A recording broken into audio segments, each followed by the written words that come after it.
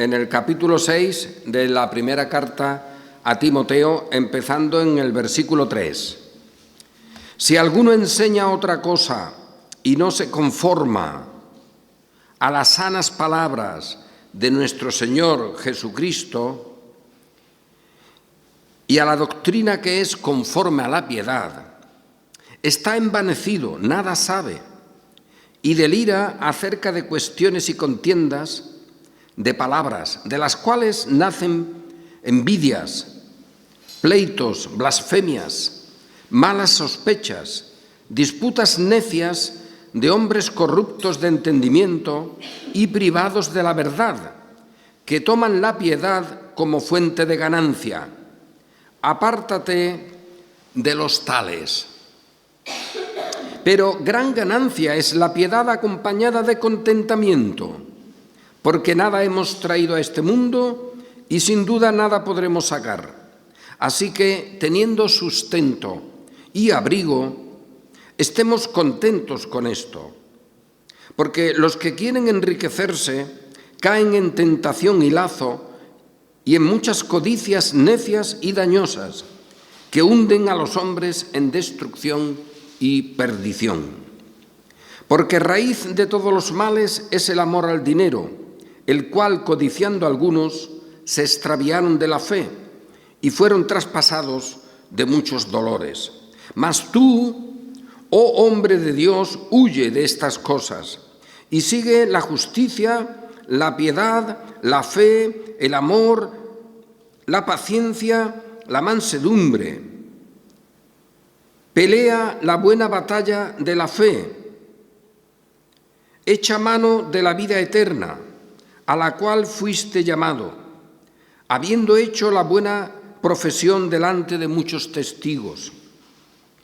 Te mando delante de Dios, que da vida a todas las cosas, y de Jesucristo, que dio testimonio de la buena profesión delante de Poncio Pilato, que guardes el mandamiento sin mácula ni reprensión hasta la aparición de nuestro Señor Jesucristo, la cual a su tiempo mostrará el bienaventurado y solo soberano, Rey de reyes y Señor de señores, el único que tiene inmortalidad, que habita en luz inaccesible, a quien ninguno de los hombres ha visto ni puede ver, el cual o al cual sea la honra y el imperio sempiterno. Amén.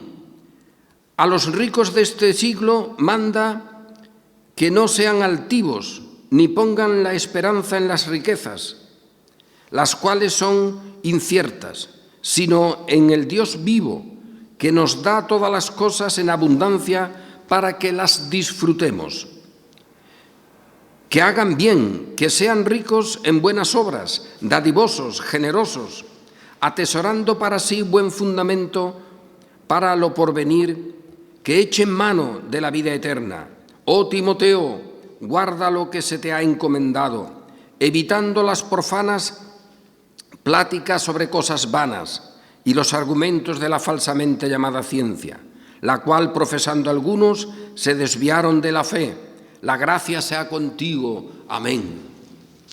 Lo he leído de un tirón porque la idea es reflexionar juntos en este momento donde ya el almanaque se acaba, hay que empezar otro, sean físicos o no, porque ya los almanaques físicos están desapareciendo, todo el mundo lo tiene en su móvil o en las tablets.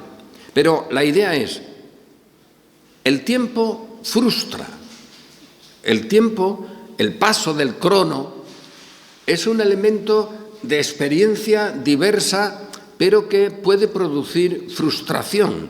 No digo ya por los años, que también uno puede decir, hay que ver cómo era yo cuando joven, cómo saltaba. Y ahora, pues no salto. ¿Qué vamos a hacer? No salto. Y antes yo salía por la mañana brincando y ahora no salgo por la mañana, ni brinco, me duele todo. Antes yo veía en la lejanía y ahora no veo ni en la cercanía. En fin, el tiempo puede frustrar y eso sería legítimo, Hemos leído el Salmo 31, que si os acordáis, es un salmo que deberíamos leer con frecuencia, porque en él se muestra la realidad de la vida cristiana. Por una parte, el agobio, la incertidumbre, el estar perseguidos, el sentirse como un pájaro en la red que han tendido para cazarlo, un pájaro, un animal, en la trampa, siendo la vergüenza de los demás, la burla. Todo eso lo siente el creyente. Y no es malo. Uno no está llamado a no sentir eso. Oye, que ya se avisa. Entramos en el reino de los cielos, llegamos al final a través de muchas tribulaciones. Se nos ha concedido no solo que creamos en el Señor, también que padezcamos por Él. Los apóstoles se encontraron muy bien, tuvieron la sensación tremenda de haber padecido por el Señor. El apóstol Pedro advierte, cuidado, no os paséis. Si alguno padece, que padezca como cristiano, pero que padezca, es decir, que hay una realidad de sufrimiento, de conflicto, y esta es la vida cristiana, no podemos cambiarla. Pero, sin embargo, este salmo, el Salmo 31 que hemos leído, también nos muestra que no existe frustración, que al final el creyente se sabe protegido.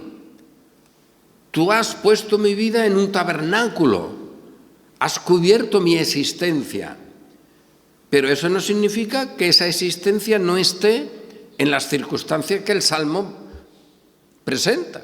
Una circunstancia tremenda. Los de mi casa, los enemigos, todos se burlan, todos están para matarme. Y en ese salmo se dice algo que todos nosotros podemos firmar.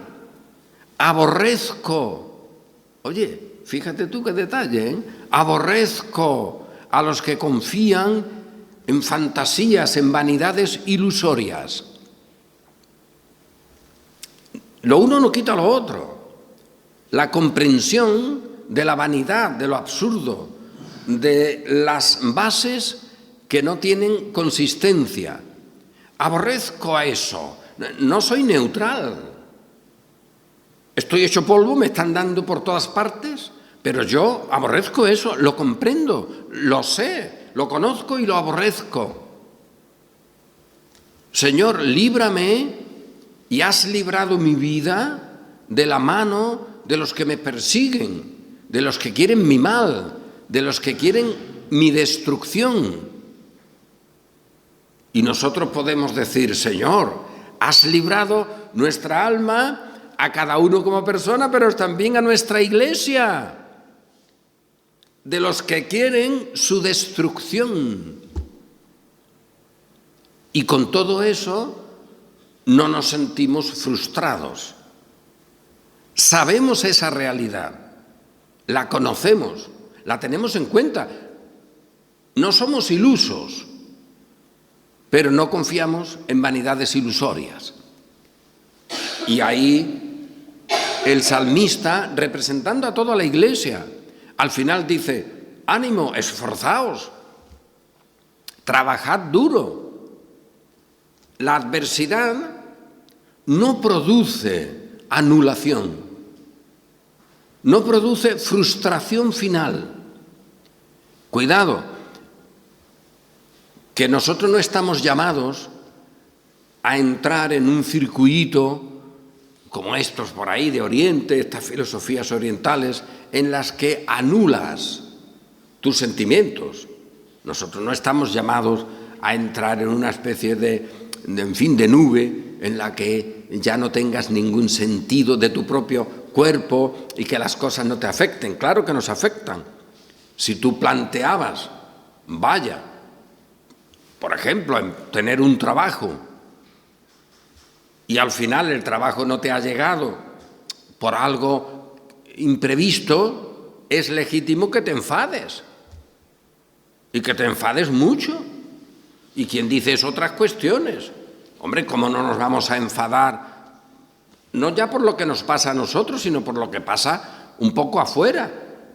¿Puede uno no enfadarse si están bombardeando, por ejemplo, a una ciudad donde caen bombas sobre todo lo que puede y ahí hay niños y muertes? Y eso lo vemos continuamente, lo vemos pero ya no se ve, curioso, ¿eh? Esto también depende. El que se vea solo lo que quieran que veas, ¿no es eso algo chocante? ¿Ante eso qué hacemos? Pues vamos a enfadarnos. Vamos a enfadarnos. Que eso es legítimo. Acordaos, el apóstol dice, mi espíritu se enardecía viendo la ciudad entregada a la idolatría en un momento determinado. ¿Y eso qué significa? ¿Que él está desbordado, que él ya no confía en Dios? No, pero que hay una realidad en la cual hemos de actuar. Oye, si quieren matarme, ¿qué hago? ¿Que me quedo tan tranquilo?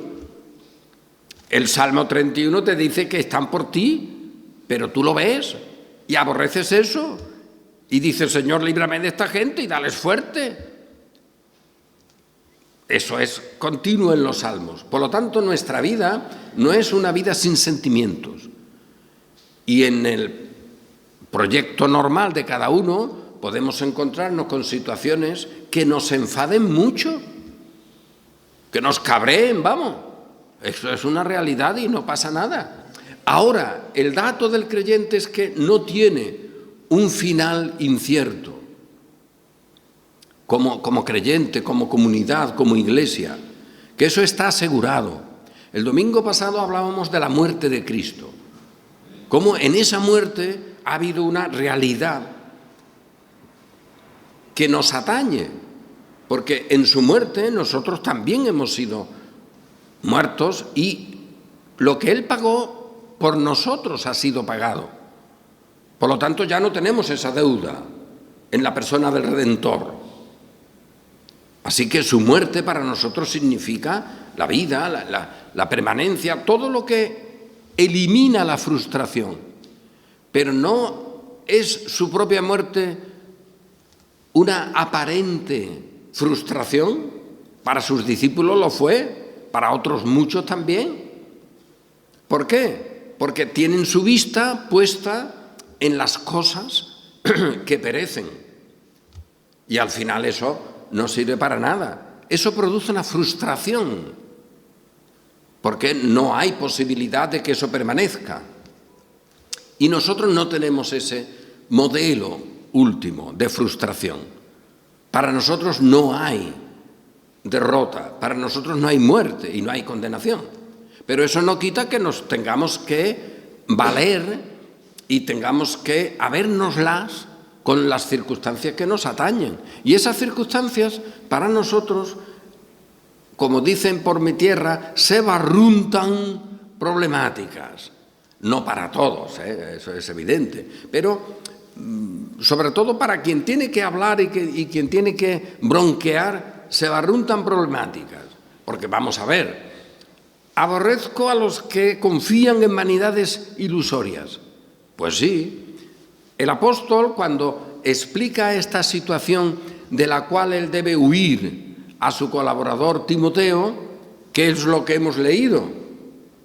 Pues mira, habrá situaciones, tú huyes de esto, que hay una gran ganancia en la piedad con contentamiento, no te pases, tampoco te quedes corto. Oye, que si no tienes para comer ni taparte, enfádate. Si tienes para comer y taparte, alégrate.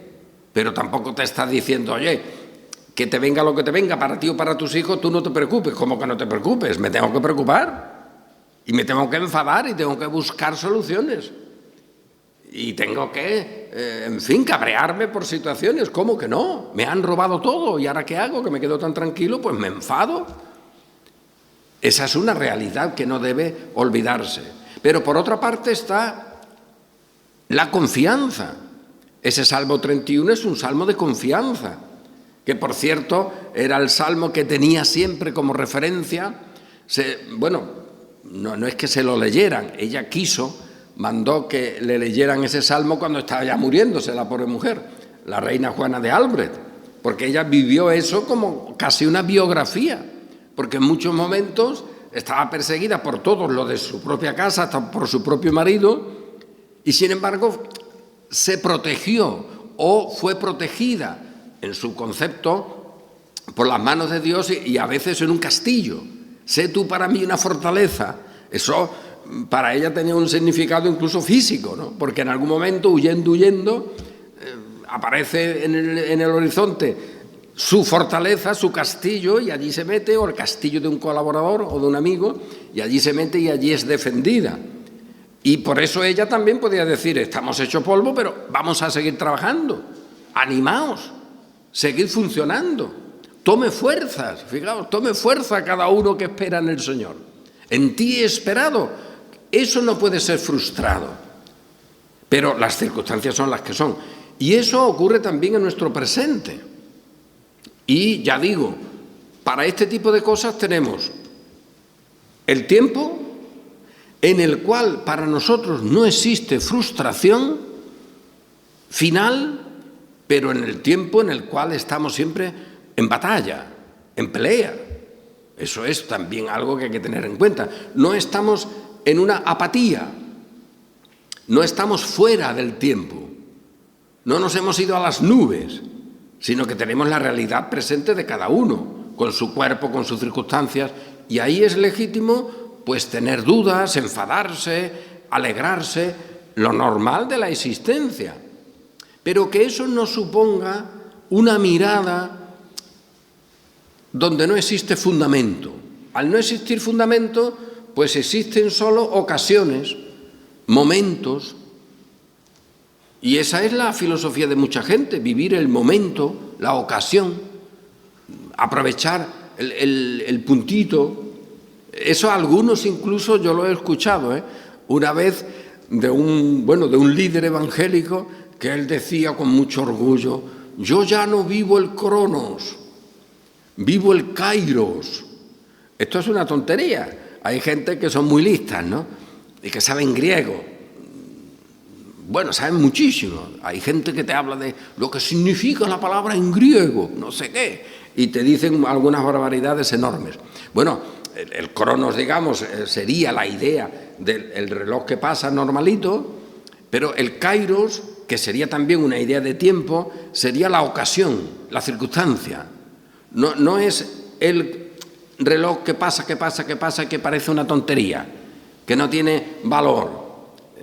El minutero que va por ahí, fíjate, un minutero. Pero no, el crono sería, el kairos sería el momento, la circunstancia, el aprovechar, la decisión, la vivencia.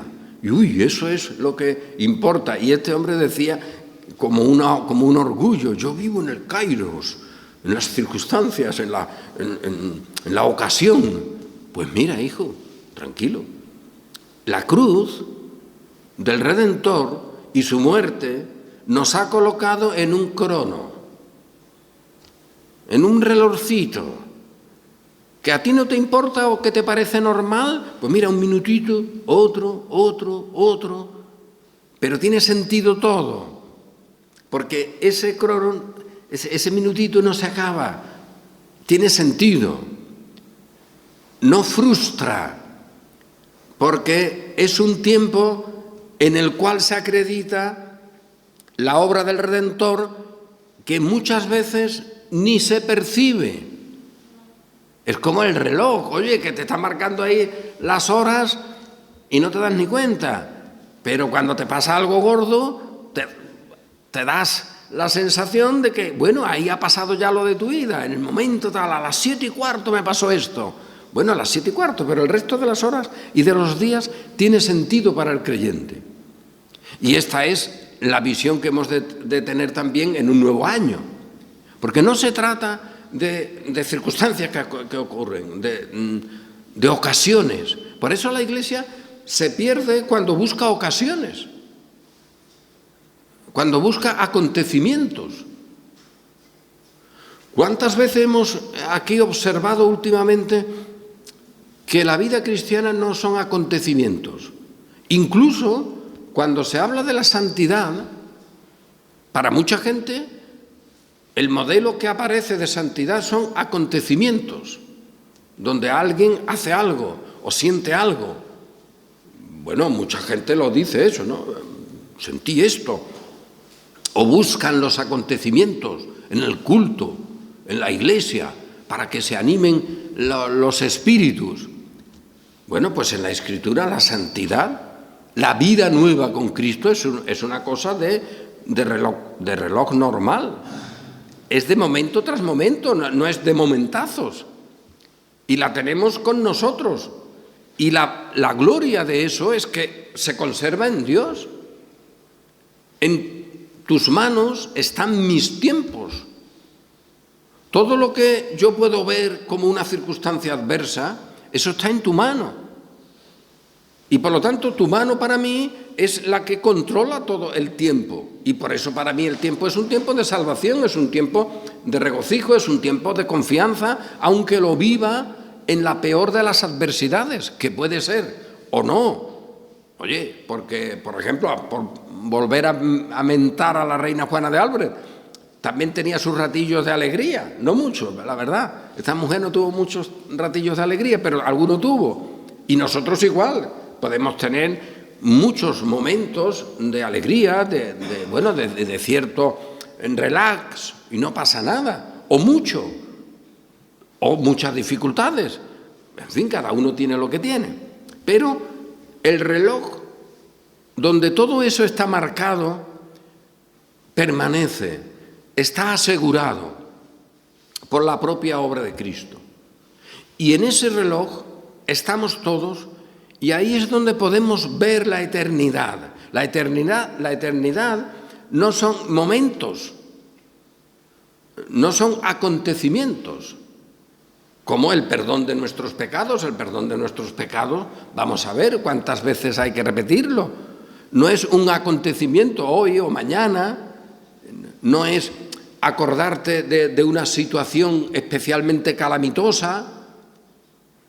David se acuerda y a través de ella habla del pecado, de su corazón. O sea que un acontecimiento no te deja en él, sino que te mete en el relojcito normal y puede decir, mi corazón es un corazón rebelde. Bueno, pues esto ha ocurrido. Oye, nuestros pecados han sido perdonados. Pero eso no es un acontecimiento que va salteando como un diente de sierra, ¿no? Que ahora es, mañana no, ahora me acuerdo, ahora tengo sensación. No, está hecho. Y esta es la realidad que hemos de mantener nosotros, porque eso, fijaos y subrayo, no quita la adversidad, pero sí te libera de la frustración.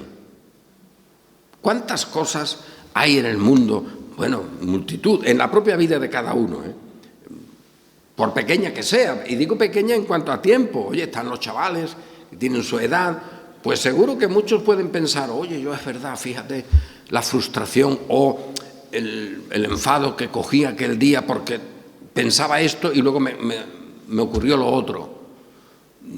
Tenía previsto hacer esto y luego aquello se malogró, aunque sean cosas simples. Otras veces no son tan simples, estudiar una cosa y no, plantearte estar en una ciudad y luego por una circunstancia tu familia se va a otra. En fin, hay multitud de situaciones. Esa es una realidad donde podemos ver en la historia muchos episodios. Hay uno, por ejemplo, que se me viene a la mente ahora, a la memoria. Cambia un montón de situaciones para el futuro, una época, un par de días fundamentales, en una situación de Francia. Oye, uno de los baluartes de las zonas protestantes hugonotes era la ciudad de La Rochelle, o Rochela. Pues el jesuita del rey quiere destruir todo lo que antes había construido su abuela, la reina Juana de Albret, y manda que los ejércitos vayan para allá, guiados por el cardenal Richelieu, un cardenal, estaba allí el hombre con su espada también, tenía hasta una coraza, y hacen, en fin, un asedio a la ciudad de La Rochelle que era muy difícil de conquistar, porque porque tenía acceso al mar, en fin, tenía muchas circunstancias, pero allí estaba lo que quedaba de la Reforma, en cierto modo. Y bueno, y el rey manda allí sus ejércitos para destruirlo. Y aquello fue un asedio de historia, porque bueno, aquello fue una miseria total. Pero hay un momento en el que este Richelieu, oye, había el tío buscado allí unos elementos para hacer unos diques y que no pudieran entrar los barcos para abastecer a la ciudad, etcétera. Y eso lo consiguió hacer y parece que, bueno, todavía queda algún restito, que aquello fue una obra, en fin, de ingeniería muy notable para la época. Bueno, pues con esa circunstancia la ciudad se rindió y ya perdió su condición, pero se rinde hoy, por ejemplo.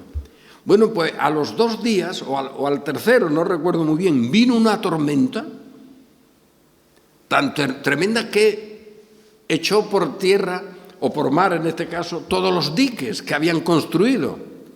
3 días hubiera aguantado la ciudad y se hubiera salvado. Claro, eso lo podemos ver ahora, pero es una circunstancia. Uno puede decir, oye, 3 días. ¿Por qué el Señor no mandó aquella tormenta 3 días antes?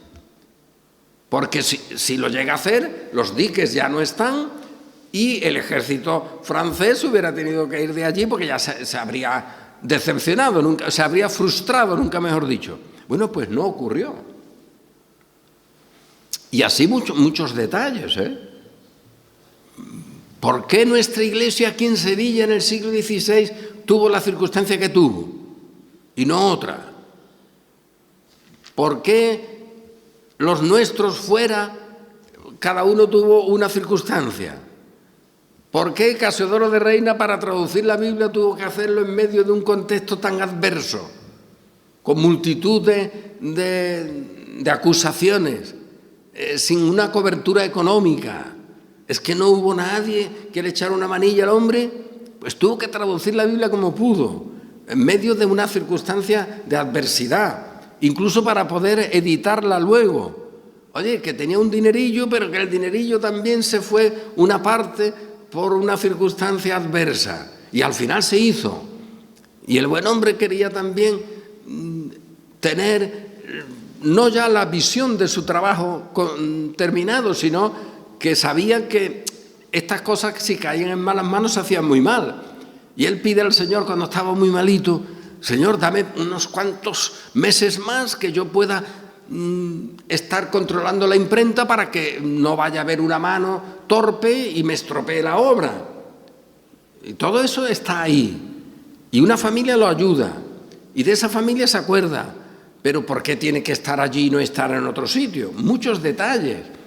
Francisco de Encinas, que tú puedes decir, oye, este hombre, uno de los nuestros, que era un erudito, un humanista del máximo nivel, que se codeaba con los máximos de los máximos en Europa, que era de una familia que incluso tuvo acceso al emperador Carlos V. Oye, pudo llegar, o sea, no era un cualquiera. Y además era una persona totalmente fiel, convertida para servir al Señor, con todo lo mejor que tenía. Hizo unas letras extraordinarias para hacer una edición de la Biblia. Tradujo el Nuevo Testamento. Y luego, pues se encuentra con que el resto de la Biblia que quería traducir, pues que no le dio tiempo, que siendo un chavalillo casi se nos muere en una epidemia, que tampoco es que le cayera un tronco, no, en una epidemia, de las muchas que había en la época, ¿no? Bueno, pues se nos muere con una edad muy temprana y no pudo acabar su traducción de la Biblia completa al castellano. Estas cosas, ya digo, simplemente, ¿cuántas se pueden poner en la historia de detallitos así? Miles. Bueno, pues eso que ocurre, que frustra si tú tienes la mirada solo en el kairos, en los acontecimientos. Pero si tú reposas en el Señor, que tiene inmortalidad, que habita en luz inaccesible, como hemos leído en ese pasaje final de la primera carta a Timoteo, pues tú te encuentras asentado. Es legítimo que digas, vaya hombre, hubieran aguantado estos de La Rochelle allí unos días más, que también lo puedes decir tú desde fuera, los que estaban allí. Vamos a ver, que por cierto, una de las, de las manos que más defendió y que fue la que organizó todo aquello de la ciudad de La Rochelle contra el ejército del rey francés, era una señora muy mayor, una viejita que no era cualquiera, era también condesa de no sé cuánto, pero que era, curioso, era la que motivó la lucha contra las fuerzas del ejército, ¿no? Pues aquella mujer también fue la que tuvo que ver que aquello se le fue de las manos. Y muchos detalles así. Te puedes enfadar, te puedes decir, bueno, ¿y por qué? ¿Por qué este hombre se tuvo que ir allí y no se quedó aquí? Muchos detalles. Y es legítimo que incluso te enfades y que puedas decirle a alguien, eso es legítimo, oye, tú ahí no obraste bien, porque te fuiste y te tenías que haber quedado allí. No te reprocho nada, pero tampoco lo paso, Oye, que eso fue una cosa muy chunga. Podemos decirlo, pero eso no frustra nada, porque todo eso está marcado. Todo eso está marcado. El Señor dio su ley. Oye, qué cosa más tremenda, ¿verdad? Porque no somos santificados por su ley. ¡Uy, uy, uy, qué bien! Mira sus mandamientos. ¿Y cuándo lo dio? ¿Cuándo dio esa ley? Cuando el pueblo salió de Egipto. Y la dio, fijaos cómo, que el pueblo, mira cómo la recibe, haciendo allí un becerrillo de oro. Pero ¿cuántos siglos ha habido antes? Y el Señor no dio su ley por escrito. ¿Es que Dios está pendiente de tus situaciones, de tus acontecimientos? No. No se ha frustrado nada. Todo está en su momento. Que a nosotros según cómo mires la historia, puedes decir, no, esto es fatal, esto tuvo que hacerse antes, esto se debía hacer de esta manera. No, deja todo en manos de Dios. Aquellos que, saliéndose de la palabra, dice Pablo en el texto que hemos leído, aquellos que no conformándose, no se conforman, y esto es mala cosa, no se conforman con la palabra de Dios y quieren otras cosas, estos caerán en muchas herejías, desviaciones, etc. Si alguno enseña otra cosa y no se conforma a las sanas palabras de nuestro Señor Jesús el Mesías y a la doctrina que es conforme a la piedad, estos están envanecidos, nada saben, pero dañan. Nosotros podemos decir, están envanecidos, nada saben, pero están ahí dañando, trayendo disputas, peleas, divisiones, cosas que no corresponden a la piedad, pero en el nombre de la piedad y en el nombre de la verdad, pues eso lo tenemos ahí anotado. Y frente a eso se nos dice, vosotros, a Timoteo y a cada uno, en su vocación, pelead la buena batalla de la fe. Como el Salmo 31 había mostrado, mira qué situación tengo, Señor, pero tú quebranta a los enemigos, a los que me persiguen.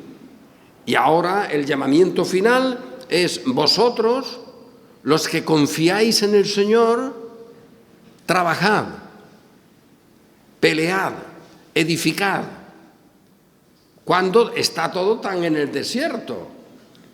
Sin embargo, el llamamiento, la confianza no depende de las circunstancias. Porque la comunión con el Señor no depende, fijaos, ni siquiera de que se haya dado la ley escrita o no. ¿Por qué? Porque la produce el Espíritu. Y luego el Espíritu provee de herramientas Y esas herramientas hoy son múltiples.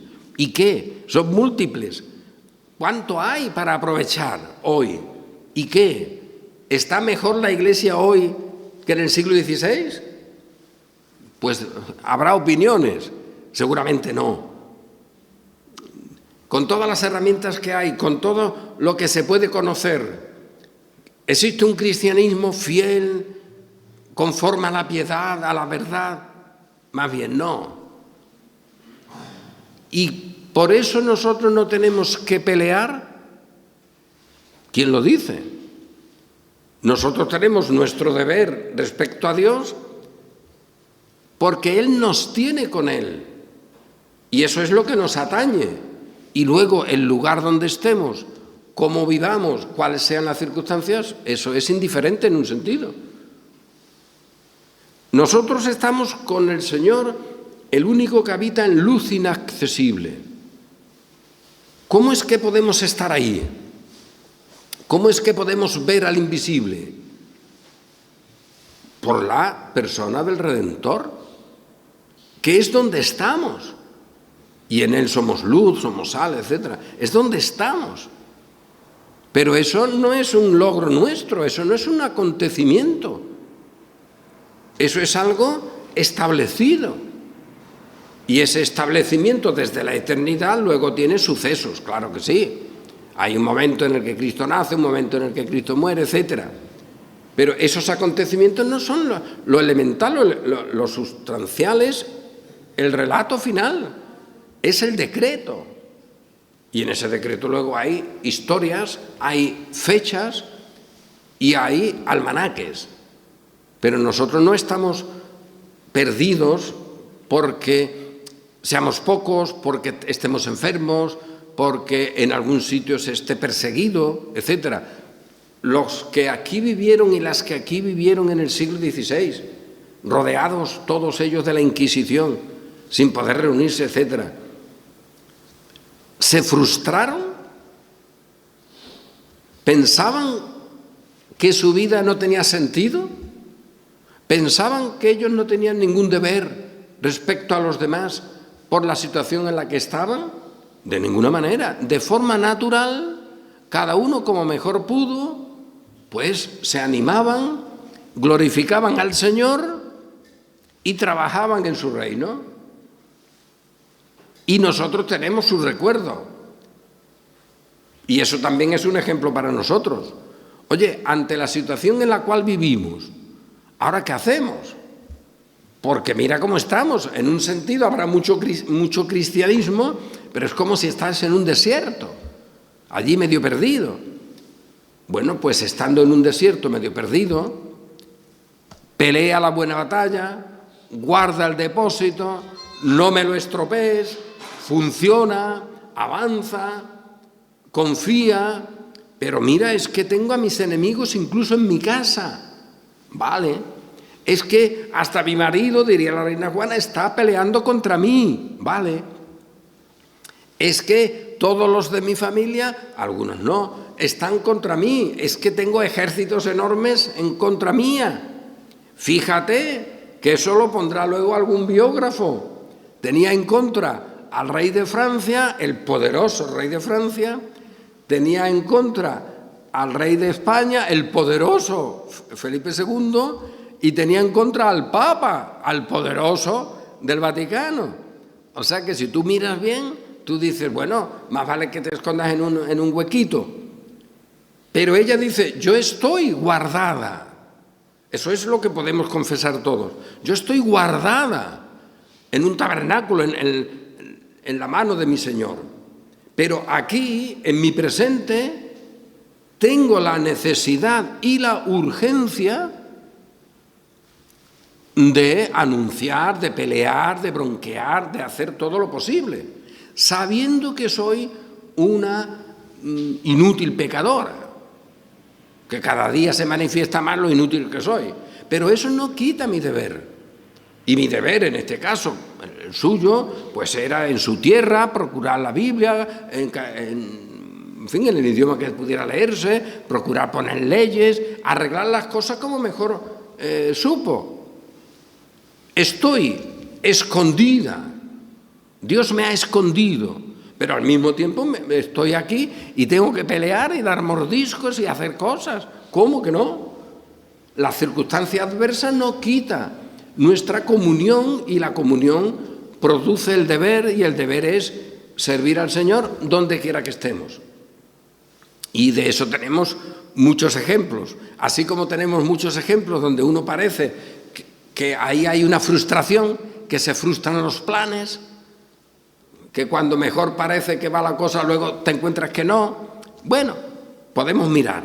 Y el presente igual. En nuestro presente, ¿qué hacemos?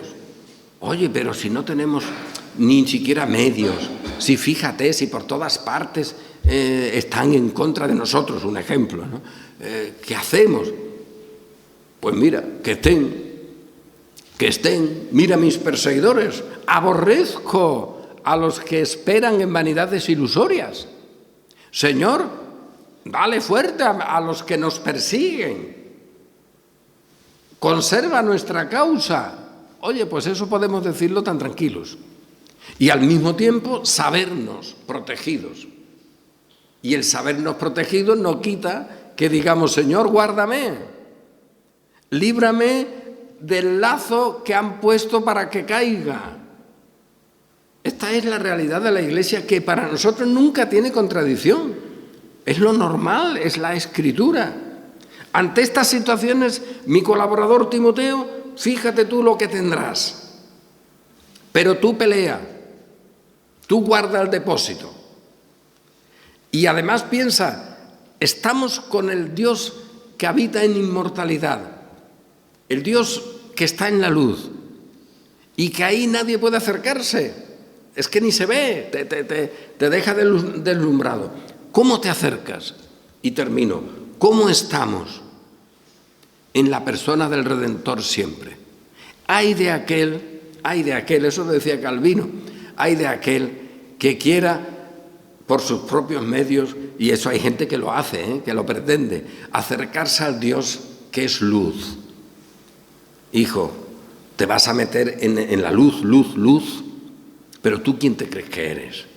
¿Te vas a ir al sol y vas a acercarte al sol y mirar y comprender y ver? ¿Qué vas a ver? Te quedas un poquito mirando y no ves nada, te quedas ciego. Como sigas te quedas ciego, además. Esa luz te deslumbra de momento, pero es que como sigas, al final no vas a ver ni siquiera dónde tienes tu mano derecha o izquierda. Pues hay gente que quiere acercarse a Dios así y que lo hacen según su imagen y que quieren verlo y que quieren pintarlo luego y describirlo en un orden teológico. Anda, hombre, el que habita en luz inaccesible. Entonces, ¿cómo tenemos comunión con Él? Con el Redentor, en Cristo, que está en comunión con Él, pero Él es humano como nosotros, Él es uno de nosotros, no se avergüenza de llamarnos hermanos. Y ahí está nuestra salud, y donde Él está, estamos nosotros. Por eso no hay frustración, porque nosotros en Cristo, ¿qué frustración podemos tener? Los que quieran tener un Cristo humano, arreglado a sus necesidades, se frustrarán, claro que sí, o se alegrarán en triunfos, allá ellos. Nosotros aborrecemos a los que confían en vanidades ilusorias, y desde ese aborrecimiento decimos, hay que pelear la buena batalla, hay que seguir adelante.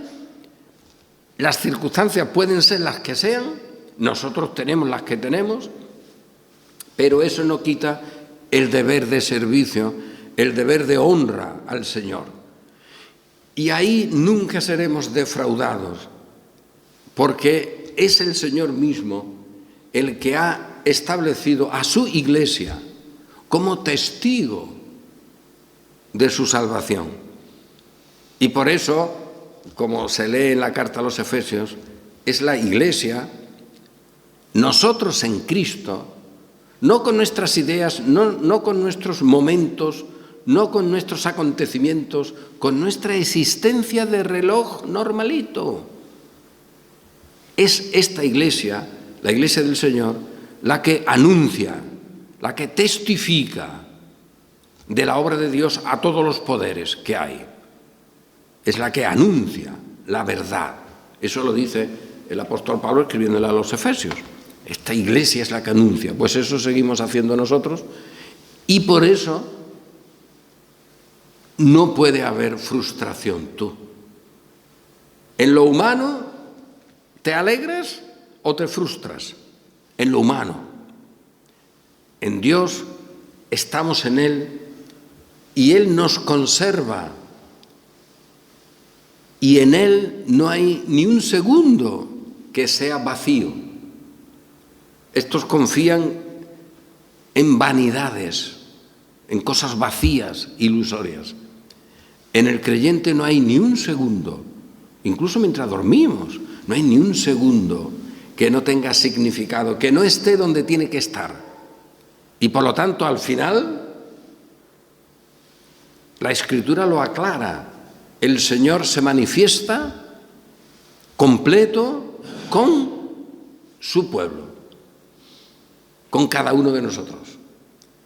¿Habrá frustración en eso? No puede haberla. Por eso ese es nuestro llamamiento y esa es nuestra alegría. Nos ha librado el Señor de confiar en vanidades ilusorias. Nos ha librado el Señor de querer ponerle algo más a su palabra, a no conformarnos a su palabra, que sería a donde nos llevaría nuestro corazón. Nos ha librado el Señor, por lo tanto, de vanidades ilusorias, nos ha librado de los frutos de eso, que es la frustración, y nos ha colocado en el gozo, en la comida abundante, en la grosura. ¿A quién tengo yo sino a ti? ¿Qué quiero yo más que a ti? Contigo lo tengo todo, etc. Esa es la realidad de la Iglesia, de cada uno de nosotros, en nuestra circunstancia. Cabreémonos con lo que sea necesario, no pasa nada. Enfadémonos, debemos enfadarnos, peleemos, pero la frustración no ha sido algo posible con nosotros porque el Señor la ha quitado. Nos ha quitado el pecado, nos ha quitado nuestras ilusiones y nos ha puesto en un reloj eterno en el cual hoy tenemos un minuto más, un día más, todo lo que el Señor quiera y como Él quiera. A Él, por lo tanto, corresponde el honor y la gloria. Amén.